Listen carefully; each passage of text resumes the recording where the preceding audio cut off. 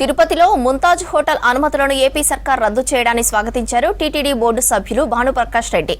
ఈ ప్రాంతాన్ని టెంపుల్ కారిడార్గా ప్రకటించి భవిష్యత్తులో కమర్షియల్ కట్టడాలు నిర్మించకుండా చర్యలు తీసుకోవాలన్నారు. గత ప్రభుత్వ హయాంలో పరకామణిలో కోట్ల రూపాయలు అవినీతి చేశారని ఆరోపించారు భానుప్రకాష్ రెడ్డి. ఇదే విషయాన్ని మంత్రి నారా లోకేష్ దృష్టికి తీసుకెళ్లామని చెప్పారు.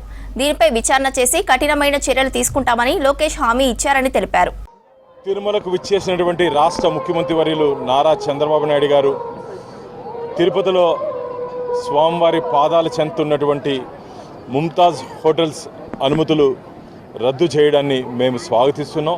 మొత్తం ఆ అలిపి మార్గంగా ఉన్నటువంటి ఆ రహదారిని మొత్తం టెంపుల్ కారిడార్గా డిక్లేర్ చేసి భవిష్యత్తులో అక్కడ ఇలాంటి ధార్మిక వ్యతిరేక, ఎందుకంటే స్టార్ హోటల్ అంటే దాంట్లో బార్లు, పబ్బులు, మాంసాహారం ఇవన్నీ వచ్చే అవకాశం ఉంది కాబట్టి అది భక్తుల మనోభావాలకి సంబంధించిన అంశం కాబట్టి అలాంటిది ఉండకూడదని చెప్పి మొట్టమొదటి ధర్మకర్తల మండలి సమావేశంలో దాని మీద తీర్మానం చేసి ముఖ్యమంత్రి గారికి పంపించారు. రాష్ట్ర ప్రభుత్వానికి వెంటనే రాష్ట్ర ప్రభుత్వం స్పందించి గత ప్రభుత్వం జగన్మోహన్ రెడ్డి ఇచ్చినటువంటి ఉత్తర్వుల్ని రద్దుపరుస్తూ నిన్న వారు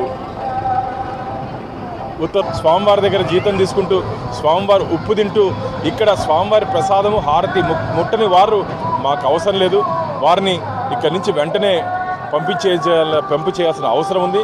జరగబో ధర్మకర్తల మండలి సమావేశాలు కూడా దాని మీద ఒక ప్రత్యేక చర్చ తీసుకొని వచ్చి స్వామివారి మీద నమ్మకం విశ్వాసం లేని వాళ్ళని ఇక్కడి నుంచి వెంటనే తొలగించేది.